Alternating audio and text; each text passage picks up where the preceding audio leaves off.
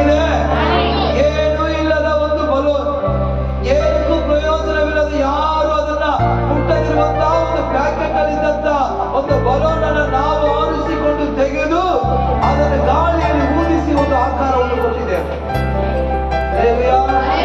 ನಿಮ್ಮನ್ನು ಬೇರ್ಪಡಿಸಿದ ದೇವರು ನಿಮ್ಮೊಳಗೆ ಪವಿತ್ರ ಆತ್ಮವನ್ನು ದೇವರು ಕಳಿಸಿದ್ದಾರೆ.